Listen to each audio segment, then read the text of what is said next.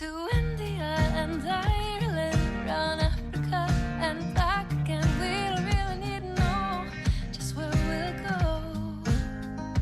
Maybe Canada, then to Brazil, then through the Alpine foothills. All I really want to know is, can we go? Oh baby, can we go? Round and around the globe. Welcome to Take Me With You, episode 37. I'm Ryan, And I'm Cheryl. We are two well-traveled people who want to go everywhere. but that's not going to happen. So instead, we'll travel vicariously by inviting a guest to share their unique travel stories with us. But this summer, we're taking a break from having guests on to do a travel tips series. And today's travel tips is about traveling with technology. Technology? Who travels with technology, Cheryl? You do. Are you sure? Yes, we've talked about Oh, are you this. talking about my Walkman that I bring with me? I'm talking about your DVDs USB is what I'm talking about. Well, Oh, man. okay. So I think we should start by talking about the technology that each of us currently uses while traveling. Okay. And what we've found to be helpful. And then I've also done some reading on other people's websites for various other tips that I currently do not employ. So that will be kind of fun. Yeah. Okay. Yeah. Sure. So what do you bring in the ways of, first of all, what do you bring with technology when you travel? Yeah, so I think I kind of think of technology, as far as travel technology goes, in two sort of categories. And the actual devices themselves can overlap between these categories, but they're really two purposes for me with technology and travel. So one is the practical side and things that will help me with the traveling. So things like my phone falls into that one pretty quickly and easily because I would use Google Maps and it's my camera and I can look up things on the internet and I can keep my flight information and have boarding passes digitally, things like that. So to me, like that's one category of travel technology would be the technology that I use to help make the actual trip itself happen. And then for me personally, the other category is purely for entertainment. And I definitely make sure that I have things to keep me occupied and entertained while I'm traveling. Most of the time, that is related to being on a plane for an extended period of time. So that could be something to read.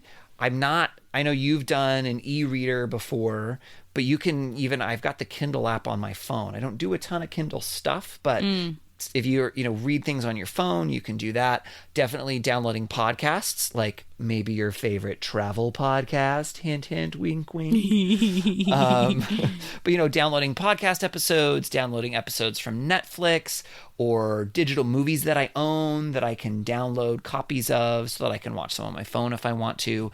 Music, having music just to put on in the background or to tune things out if I need to, or to help me. Then the music can kind of slide back into the practical one sometimes, where sometimes that helps me sleep. If it's like really noisy wherever I am, putting on music can sometimes help me fall asleep, like on the plane. I'll often put on like some instrumental music or something that I know really well to see if that helps me.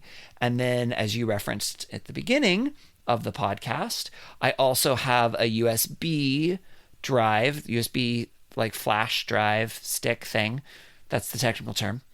That has a whole bunch of movies that I have ripped from my DVDs and things that I own so that I can bring those with me. And then I also pretty much always travel with my laptop. I have a Surface. I love my Surface because it's small and it's thin and it's pretty portable. And I guess I'm old enough, I suppose, that I just don't like doing everything on my phone. The screen is just a little too small for me, and I hate typing on a digital keyboard. If I'm going to type a lot of stuff, I'd much rather do it on a full keyboard.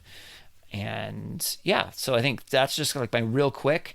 Those are the big things that I think of when it comes to technology that I travel with. How about you, Cheryl? Yeah, my phone is a big one for both the purposes you were talking about. I love to listen to podcasts, or if I have an extended amount of time in a row where I'm listening, then an audiobook is perfect. Sometimes I have a hard time listening to an audiobook on car rides if it's just like a 15-minute drive here and there with like remembering where I'm at in the book and everything. But if I have like a couple hours, for me, that's a perfect time to get into that. I use just like Google Keep to make little notes here and there a lot as well. I definitely use Google Maps. If it's international, I've only used the offline version if I am out and about, or if I have Wi-Fi, then the whole thing. And then, or just for email, for keeping up with people, for posting photos. So there's a lot of it. I have a Kindle. It's not one of the ones that doubles as like a tablet. It's a true just an e-reader. And what I like about it is the battery lasts a long time. And so I do think about my cell phone battery when I'm out and about. And so it's nice having something that is like just dedicated to the e-reading portion of that. And then I love the way the screen works because it has this I think it's the e-ink technology where it's not e-ink. backlit, and oh my goodness, it is so much nicer to read. And I have one that is small enough that I can hold it in one hand and like touch the page to turn pages and everything. Nice. And it's small enough that it even fits in my smallest purse as well. So much smaller than like the iPad that I have or things like that. But bigger than the phone, which is nice when it comes to reading a book as well. My Fitbit is another thing that I really love a lot. I just in life really love my Fitbit, both as a watch and as something that shows me when texts are coming in. But then like being able to know how many miles I walk a day, like has really just helped me in life. I recently moved to a much more like desk heavy job, and so all of a sudden I'm walking a lot less, and it's interesting to maybe like feel like you're walking less versus like actually knowing like I am walking a lot less, and so I think that's been good for me to know that. But when it comes to travel, I like to walk a lot when I travel, and so it's really fun being able to see how much I walked and everything. I don't have one that does flights of stairs, but I think that'd be really fun if you're in Europe and climbing up towers and stuff to know how many flights you climbed. And I think it even takes into account like hills that you go up and how many flights that's worth and everything, which I'm not quite sure how it does that. So, big Fitbit fan when traveling. For sure. It was even funny. A couple of years ago, I did a 2-week trip, and the first week, the first part of the trip was in LA. The second part of the trip was in New York and then in Boston. And it was dramatically different how many miles I walked between being in LA, a very like car-based society, and then going to New York and Boston where I was walking like 10 miles a day easy, and so that was kind of fun to actually be able to see that and not just like guess on that or anything. So I'm trying to think of other pieces that I try not to bring much. Sometimes I bring a camera, DSLR, which takes up a lot of space. And so that comes with backup SD cards and batteries and a battery charger. In our packing list episode, we do talk about chargers and adapters and things like that. So I would say check that out to hear about that.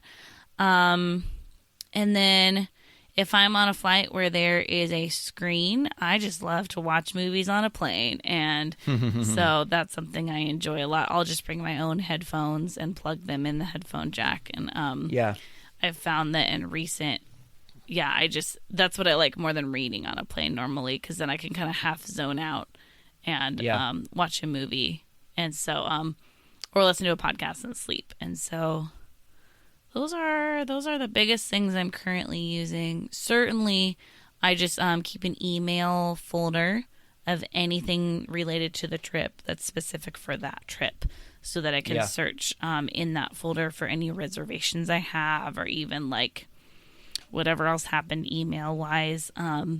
Maybe I have some Google Docs with ideas on the trip, so that would be another thing. Oh, and then on Google Maps, I love to star things. I use the I think it's called saved is what it, or like to save it is when it makes a star on it. Yeah. And I love that just in life. Just if someone tells me like, "Oh, you should check this place out," I just star it on Google Maps. But or anywhere I need to go ever. But when it comes to looking at a new place that I want to go to, I just star everything I want to go to and then zoom out on the city to look at like what neighborhoods things are in, and like, oh, all these Yeah. buildings I start are in the same street, or things like that. Or when I went to Boston and I walked the Freedom Trail, I starred all of the locations along it that I wanted to see, so that as I was walking it, I would be able to see those different things. So that was really nice. So Oh, nice. yeah, that's another way I use that. Is there anything that you've been wanting to try or heard about that you're like, ooh, this sounds like something I would do, but I haven't yet? Well, actually, there was one other thing as you were talking that I do make sure that I bring that I didn't mention that's technology related. Yeah. And that's a power bank for my phone. Ooh, uh-huh. Yeah, I have one as well, and that's really nice. To be able to recharge when you're out and about is really good. Yeah. And not Yeah. to have to worry about, especially since we both use it as our camera, even if you bring, another DSLR, which I know you don't always do, but that's a big one.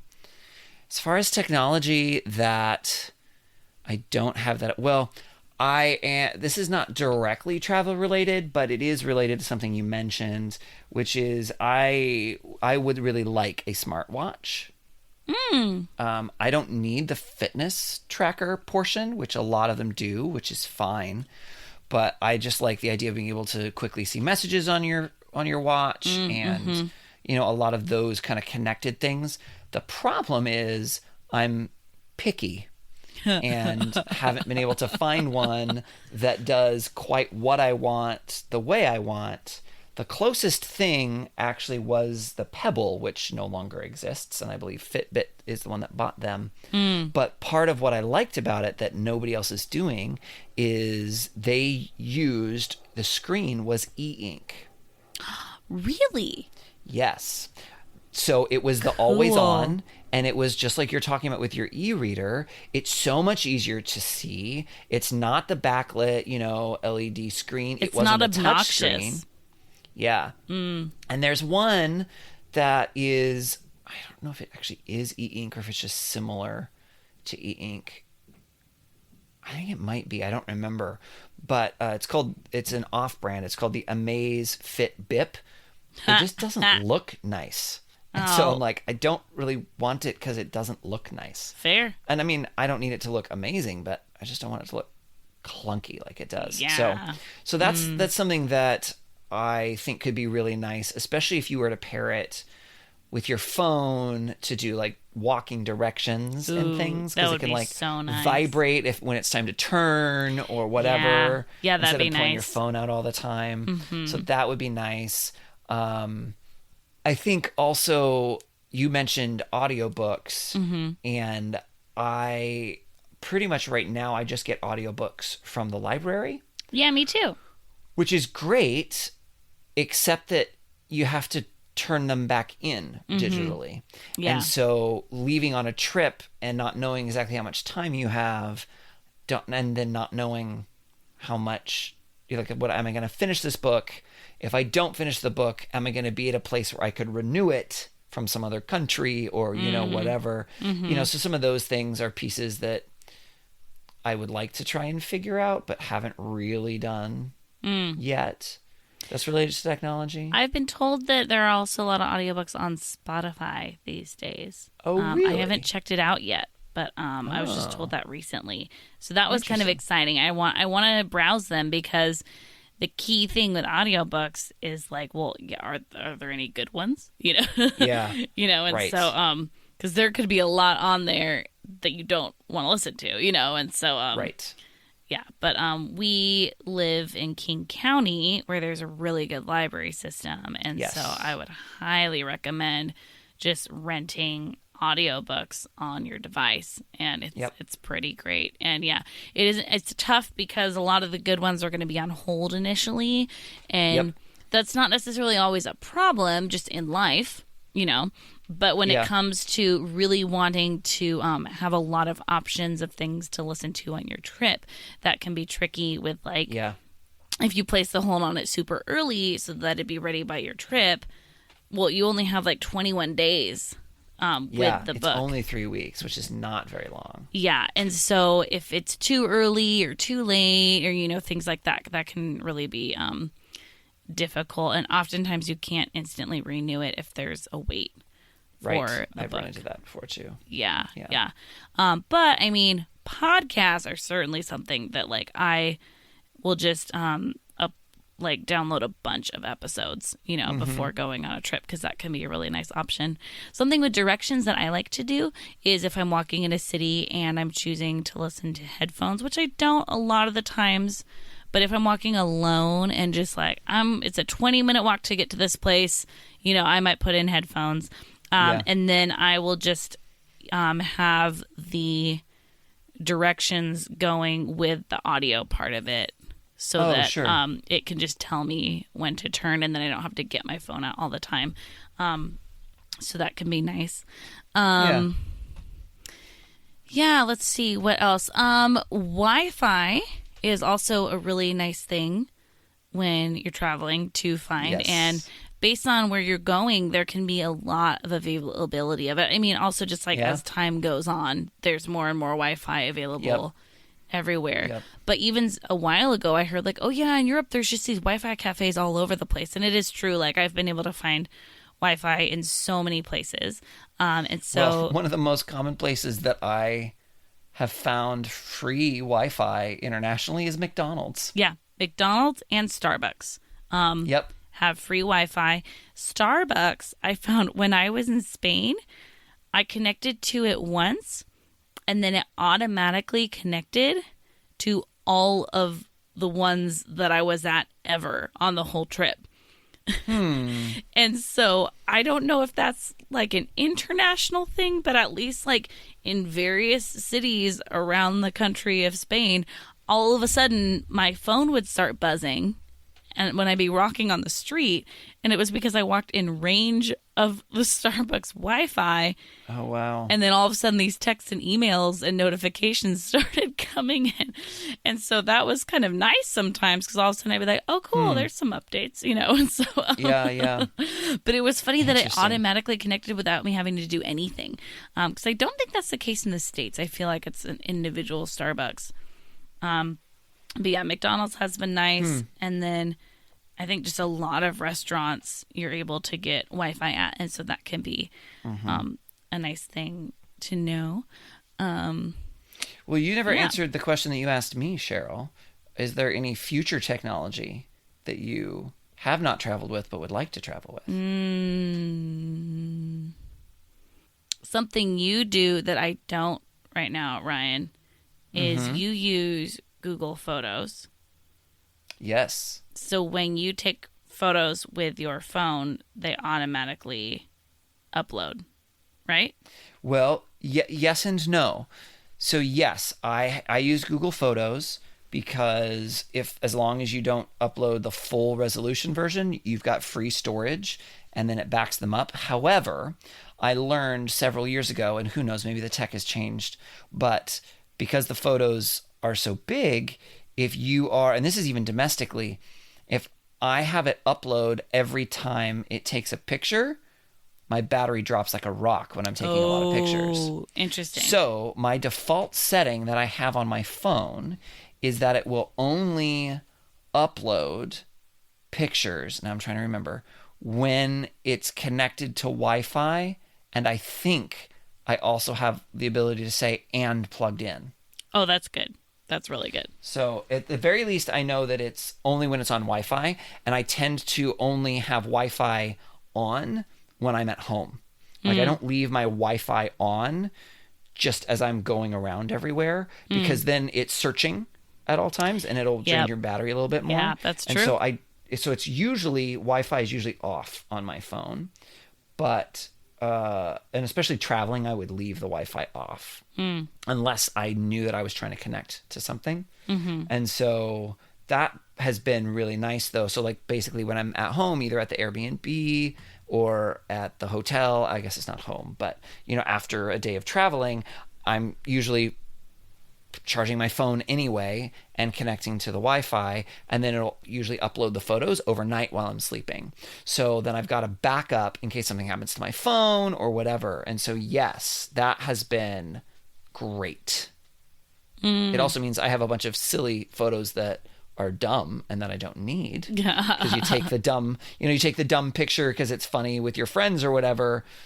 Well, that gets backed up too. I mean, or I you can go take in and 8 delete photos it, of the but- same thing. Yep. Yeah. Yep. That's nice. So that's something that I am not good about with my phone pictures right now, is consistently backing up. I do back them up, but it'll be like a couple months, and then I'll be like, oh yeah, I guess I need to back these up. And so I would Yeah. like to start doing that just in life, but specifically on a trip where like also who Yeah. knows what might happen to your phone, you know, or what. And so that's nice. And then just less of an overwhelming task if you're doing it regularly. And because you do the Yes. Google Photos, it's been amazing to me how many times you have mentioned a photo of something years ago and you've been able to find it so quickly because of the organization on there, which means I probably Yeah. need you to give me a tutorial, because I've used it a couple times and it confuses me to no end. I don't know why. For really? some reason, the interface confuses me so On your phone or on the much. web or both? On the web. I haven't used it on my phone yet. Okay. Yeah, so I'd be interested to hear what you have to say. Yeah, I would love a Sure. tutorial on that, actually. So Sure. Yeah, I've been using it for years before it was even Google Photos. It was Picasa. Picasa. I had For years before Picasa that. on my laptop a long time ago. Yeah. Yeah. Anything else that I would want to at some point I might want data when I'm international. It's pretty nice. Yeah, I don't have T-Mobile though. Yeah. And I don't think I have a phone where I could just pop a SIM card in. So I'd have to sign up for like a plan or something to be able to do Yeah. it. But yeah. It'll be interesting traveling with Daryl, who is way better at directions than I am. Because I feel like, I mean, even I've been able to navigate myself around a city not being good at directions and just with like downloaded maps. Downloaded maps. That's certainly a thing I do.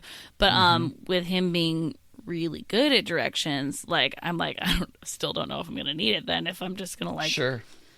be traveling with someone who's better at it than Yeah. I am, you know. And And so, to be fair, some of what I end up using it for, besides just directions, when I have data, oftentimes I'm traveling and I'm meeting up with people, right? Like I'm seeing people that I know. So I need to be able to actually send messages back and forth. So that's part of it too for me, is not just I need to have the internet, but I'm actually trying to coordinate getting together with someone in this other city, in this other country that I don't know, you know, how am I going to meet up with them? You know, that sort of thing. yeah, because all of a sudden it's like traveling back in time where we are so used to being able to just send a text to find Yep. somebody or make a call really quick. And Yep. so when you lose that ability, it's like, I mean, people did that for a long time, Oh, yeah. but because we're not used to it, it is all of a sudden you're like, you have to think through elements of that you normally don't have to think through, which is part of what I like about it. And then also like there's Sure. times when I'm like, there's enough challenges to this trip Yeah. on its own. So Yeah. yeah. I know. So I did some looking online to really, I think I just Googled like traveling with technology because I was just interested to see like what does the internet have for us today. And I found a couple different websites, but one that I wanted to share about that I would say you should definitely take a look at, and I think our listeners might enjoy too if they're interested in this topic. It's called toomanyadapters.com. Okay. So first of all, I'm very happy with their title. And it's a travel blog pretty much, but it looks like they have various writers for it. And so there are just all sorts of topics. They have a review on smartphone lenses. They have a thing on the 8 best apps for travelers with dietary restrictions. That would be interesting for me to check out. Yeah. They talk like easy video editing on your phone. A type of headphones they have. 7 tips to help you work more effectively at airports. For like Find your way business without travelers. the internet. 7 of the best offline maps apps. There you go, Cheryl. Yep. Buying a SIM card in Turkey. Wall anchor reviews. Yeah, just like it's really fun seeing these different topics that they have. And so one of the things that they talked about on there as like an idea for just like technology with travel is a website called TripIt. Actually, I think it might be. Yes, I was actually going to mention TripIt, but you go Okay. ahead. Have you used it? I am currently using it for both metaphorically and I think literally for when this message comes out for our trip to Ireland because Serena and Tom used TripIt. So we are using it for our Ireland trip. Okay, I've never used it. I just started reading about it and I really like the looks of it. So tell me about it. Yeah, so it's pretty cool. So there's an app that you can use on your phone. It's also a website that you can access. And basically what you can do is, and this part's maybe a little scary for some people, but if you give it access to your email, or you could just send an email to its particular email address that you get for your account. So anytime you get like a confirmation email, right? Like you book an Airbnb or you get your flight information or whatever, you send it to TripIt, it reads the email and automatically puts it together in an itinerary for you. Cool. So, for example, we have all of our flight information in TripIt right now, and we have all of our Airbnbs and our hotels, and then we booked a food tour, and so the food tour is on there. I'm pulling it up on my phone right now to see what I can see. And yeah, so like I'm looking and it's, it has the date and time that we're leaving. It has our flight number. It has the confirmation number, the time we're supposed to be arriving, all in this like quick glance. And then it says, oh, I have a 3-hour and 51-minute layover in Toronto. And then it has the next time of like what's happening and when we're leaving and when we're arriving. And then, we're picking up our rental car and what time that's for and where its location is. And then the Airbnb. And then, look, at 2 p.m. we have our secret food tour. And, there's our hotel. So it's got all of that stuff. And that stuff, it just added automatically. Like we didn't enter any of the data. We just sent the email to TripIt and it is all in the same trip. Wow. Which is awesome. That's Yeah. really And I cool. haven't used it actually traveling yet to see how it actually like works as That's we're using so it. cool. But yeah, Serena and Tom have used it before. And are you doing the free one or the paid one? free? Okay. What do you get if it's paid? Well, so that's what I was looking at is like what. So you get everything in the free version plus real-time flight alerts, monitors for fare refunds, helps you find a better seat, alternative flights, reminds you when to check in, tells you to go now to the airport. Just feel like Google Calendar does those things for me. Yeah. Security wait times, so lots of airport pluses. Updates people in your travel plans, speeds you through security. How does it do that? Tracks your reward programs. It probably looks at, because it's kind of a conglomerate, right? So I would guess it speeds you through security by, like if you're traveling domestically, I know a lot of U.S. airports, they actually publish their wait times. at the different security gates okay. that you can look up. And so it probably says, oh, you're at this airport because it already knows that. Yeah. You need to go to this security gate because it's the one with okay. the slowest wait time. That'd be my guess. Okay. So the paid one is $49 a year.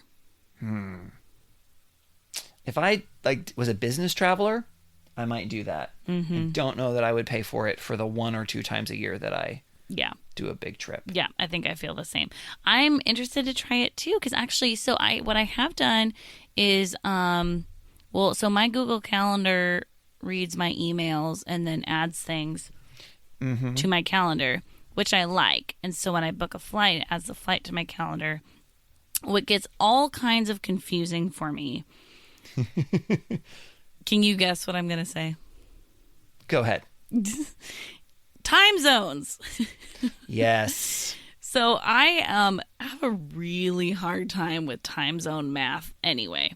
And so when I'm in a different time zone, here's a piece of technology. The clock app on my phone, I can add other times to it. So when I'm somewhere else, I just look at the time back home, and that helps me know that stuff because that math, as well as 24-hour clock math, is really hard for me. And so it's just and so by the way, guys, other countries use 24-hour clocks, and so get ready for that. For some people, it's not hard at all, and for me, No, the 24-hour thing, just subtract. You're subtracting 12, so just subtract 2 and drop the 1. Well, okay, I know that.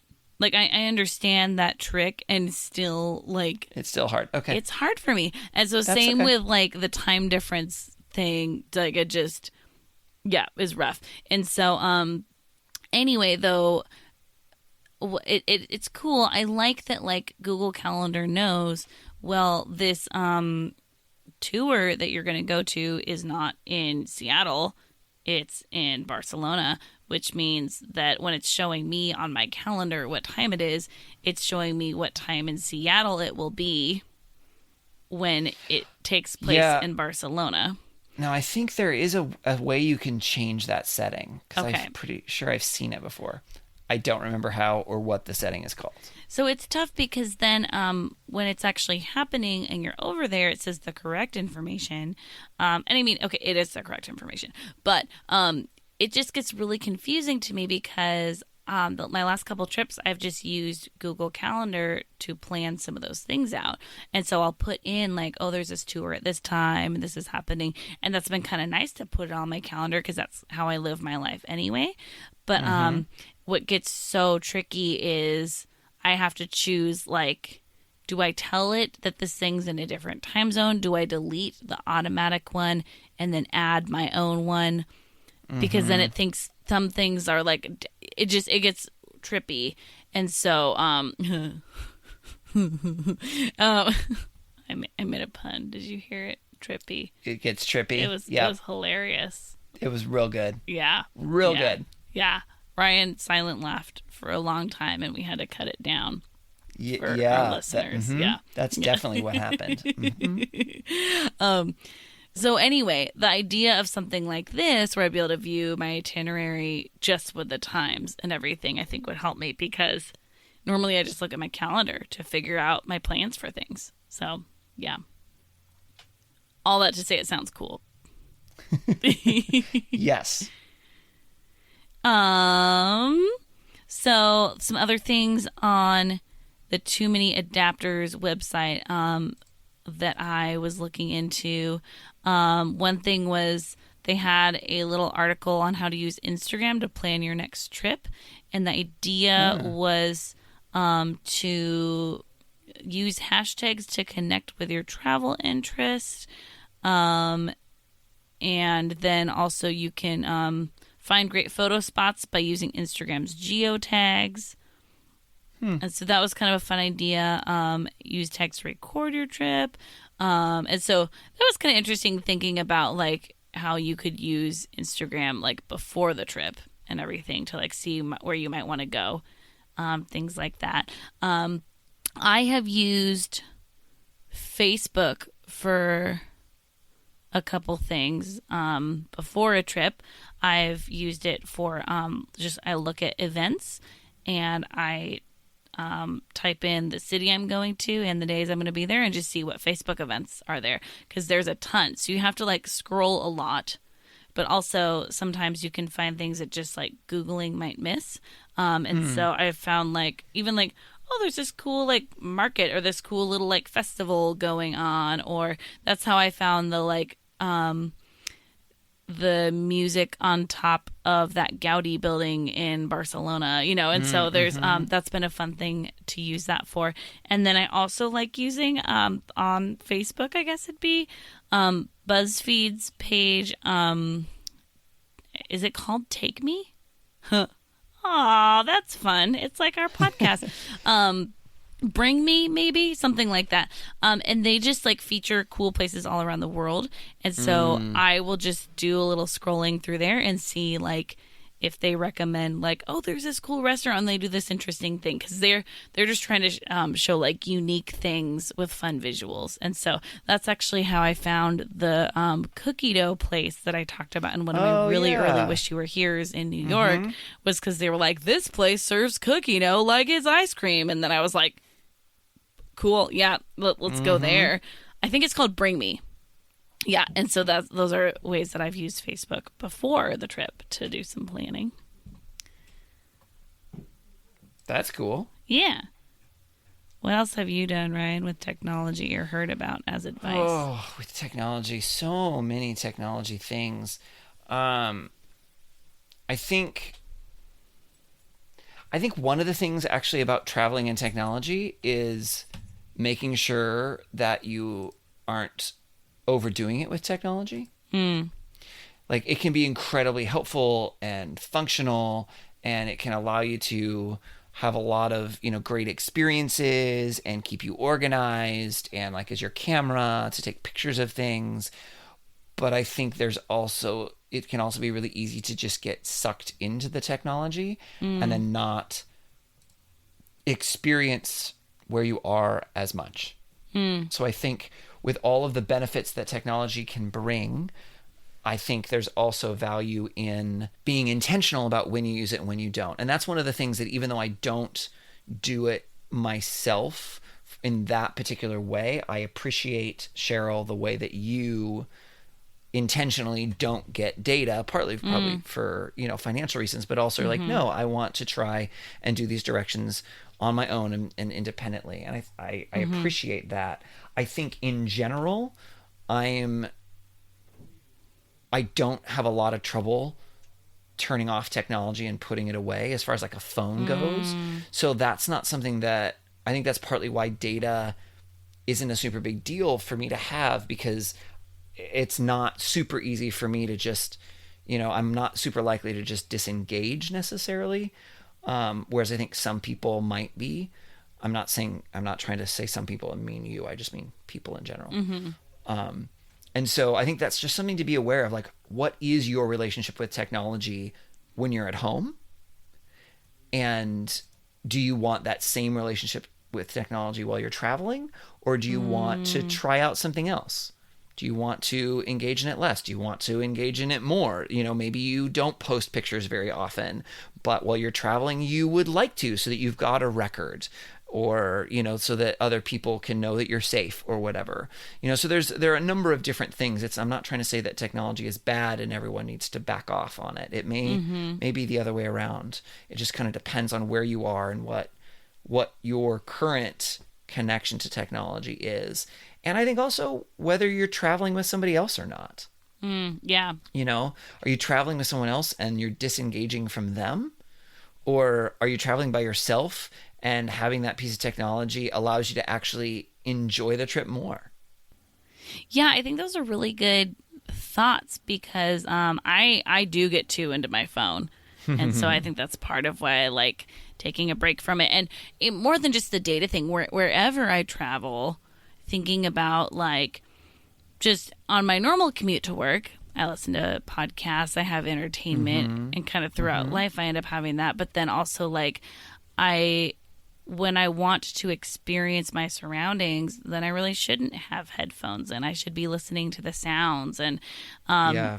when I'm walking somewhere or however I'm traveling somewhere, like, am I just like looking at a map on my phone or am I looking at my surroundings, you know, or if I'm waiting for something even, I don't know. There's just different times when like I have too much specifically of my phone, but just sort of entertainment maybe in my life. Yeah. And so if traveling is truly something that I love, then like I want to be intentional with that time and really love it. On the flip side, I think when it comes to traveling alone, oh my goodness, I love having forms of entertainment and technology around me. One of my favorite things when I'm traveling alone is midday. Go find a little restaurant when they're not super busy and go like get a nice spot near the window and order a glass of wine and pull out my Kindle and just like read and drink or maybe get coffee somewhere or something like that and just like kind of experience the surroundings still and also just sit and read in a public place. And for me, it's kind of a nice way to like take a little rest maybe from the walking or from the busyness. But like it's really nice to have that Kindle then, or like if I'm on a train by myself, then I do want to listen to things, you know, on my phone and stuff. And so those are times when it serves me really well. But I think to not overdo it, both so you can really enjoy your trip and be present. And then also like it is good to think about if your stuff gets stolen, like what all are you traveling with? And so that's why like I typically don't travel with a computer or different things like that, are because it's like it's just it makes one less thing, you know. And so Yeah. both in terms of stuff and in terms of what I travel with. And sometimes I don't travel with my camera and I really like that because then it's like, well, that's expensive. And so, Yeah. you know, that can be nice too. So, yeah. I did find a kind of fun list on travelandleisure.com, and they have a list of 23 travel tech essentials that will upgrade every part of your trip. Every part, and they're travel essentials, huh? Yeah. One of the things is something that you have, Ryan, and that it's called a Ring. Oh, yeah, the video the Ring? doorbell. Yeah. And so the idea behind that is like to be able to keep an eye on your home when you're not home. Yes. So that's why they talk about that being a good idea. There's also, I mean, they do talk about traveling with the Surface. And a smartwatch. They recommend the Fitbit Versa. Okay. Bluetooth, Look at that. We've got things on the list. Good for us. Bluetooth headphones, specifically not that noise fancy. canceling ones. Yeah. A Kindle. Oh, you got that one. Points Yeah, for they you. recommend another type of a laptop. They recommend the Amazon Fire Stick to bring it Yes. with you. So I don't know that I would take it with me internationally, but I've actually done a similar thing, because then if I've got my laptop, my Surface, and I want to watch a movie, I can just throw it up from my computer onto the TV. If you're in an Airbnb or you're in a hotel, you just plug it into the HDMI plug, and then you can access all the same stuff that you would at home. Yeah, that's pretty cool. It is cool. That's a good idea. Yeah, and I have one. It does not take up much space. Yeah. So that's nice too. Yeah, so that's a great idea. They recommend a portable Wi-Fi hotspot. That's an interesting idea. Yeah, I've had a friend travel with one once, and that was when we were in Iceland, and that was a cheaper option than them getting the international service on their phone for data. But it just depends. It may or may not be cheaper. Yeah. And easier for you. There's also a SMS and GPS device. It says if you're heading off grid, get your travel squad with some GoTennas, and you'll be able to text each other and share your locations without data or Wi-Fi as long as you stay within a 3-mile range of one another. Oh, interesting. So think of them as modern-day walkie-talkies that are both Android and iOS compatible. That's kind of cool. That's an interesting idea. The Ring they talk about. There's a personal alarm that is exactly what you're looking for in travel safety device. You pull a pin and it sounds a siren, and it will Oh. keep playing for 30 minutes or until you stop it. Gross. So that's an idea if you're traveling alone and you have an emergency. Yeah. There's a type of a VR camera. Okay. I don't know if that's an essential, but okay. An iPhone lens. I think that could be a fun idea to get a cool lens for your smartphone. Oh, I actually have one. Oh, really? Do you like it? Yeah. I mean, it's fine. It's a 12x zoom lens that I just kind of clip over. It's not super fancy, and it definitely has some, what's the word? Is it vignetting? Is that the word? Where it just kind of gets like dark around the edges a little bit and distorted a little, but it allows me to get a whole lot closer. That's cool. Oh, here's something that I didn't talk about when I read my packing list, actually, that I have traveled with recently is it's a little tripod. I think, and I have my little tripod I really like because it has an attachment where you could just like put a full on camera with the little screw in it, or it has the part for your phone to go in, and then it also comes with a little remote that is Bluetooth, so that you can like set it up and then just like take pictures with your phone with the remote. And so that's a fun idea to like have a little bit more flexibility with still just the phone pictures. Yeah. So that's a fun idea. A drone. Yeah, I mean, I would say that's not an essential, but one of the members of our team to Slovenia last year, he brought a drone, and then he made the camp video and used some of the drone footage. Cool. And it was pretty cool. So I mean, yeah, you got to travel with it. That part's no fun, but you can get some cool travel video out of that if you bring a drone. A waterproof solar lantern. Don't think that's essential, but This is great for camping, hiking, and impromptu outdoor dinner parties. Has a 50-hour charge. Cool. That's cool. A phone ring holder and stand. I've yet to put a phone ring on my phone, but the idea of it also being a stand is a good idea, I guess, if you want to like watch something on it or take a photo or things like that. Wireless fast charging car mount. I guess if you're renting a car somewhere, that would be nice too. But also if it's charging, that's cool. Screen protector. Oh, blue light blocking. UV light. Oh, interesting. A screen protector that like changes the light that comes off of the screen.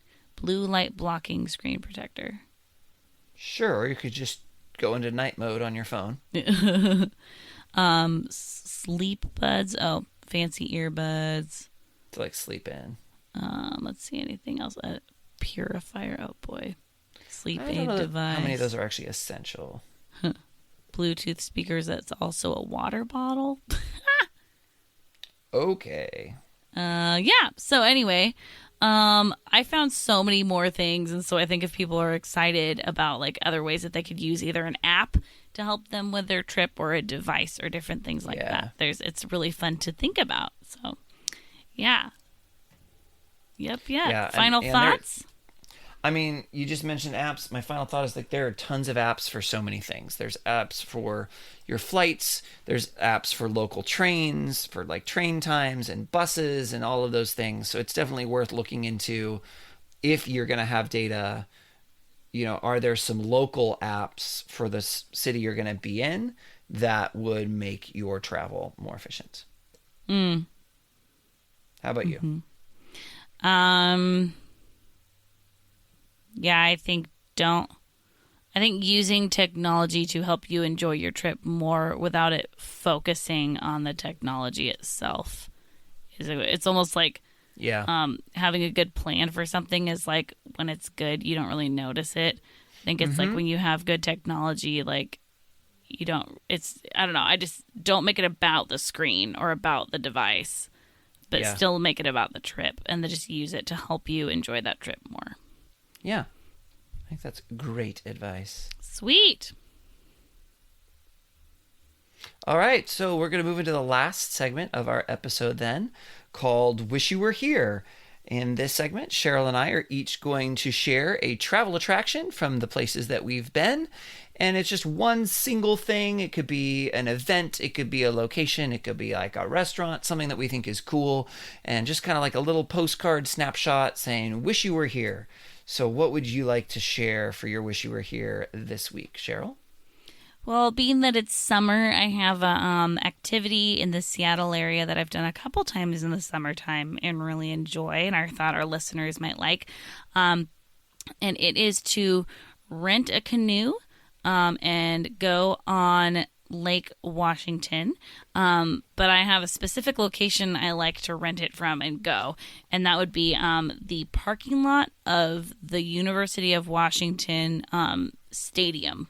Yes. So you go to it's kind of an odd location, but it's on the water, so it works. Yep. So going there, and they have sometimes you have to wait in line. So I'd say maybe try to go early, or don't expect to be able to rent it right away, or bring a game to play with your friends or something in the Especially meantime. if it's sunny and warm. Yep. But it is such a fun spot because you can go underneath the 520 freeway, and that's pretty fun, just being able to like go on a canoe under there. And then you can go all around the water that's near the arboretum, and so they're just like lily pads everywhere, and ducks, and sometimes herons flying, and all sorts of things. And you could even stop and like have a picnic on a nice grassy area, and it's just like such a fun place to explore. And there's not just like one route or anything, there's kind of like different ways you could go. And so and it's like super easy as well, and so that's fun. It's a good like all ages thing, because you could get a littler kid in there and just have them not paddle, too. And so yeah, go do that. Yeah, and you wouldn't happen to know the cost off the top of your head, would you? Yeah, so for a canoe, if you're a UW student, it is $8 an hour. UW employees are $10 an hour, and then the general public is $12 an hour. Or you can rent a single kayak, a double kayak, or a rowboat as well.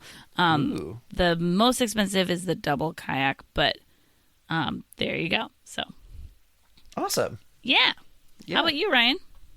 So for mine, I'm going to mention something from the overall trip to the Galapagos that I did in April, but this was actually technically not from the Galapagos. It's from the mainland in Ecuador, a city called Guayaquil, and it's the Malican 2000. And it's really, really cool. It was built in the year 2000, hence the name. Cool. And it's kind of like a really, really big boardwalk. And so it's on the river, and this is a huge river. I've never been to the Mississippi River, but I'm guessing it's big like the Mississippi River big, because it's a very, very big river, very wide across.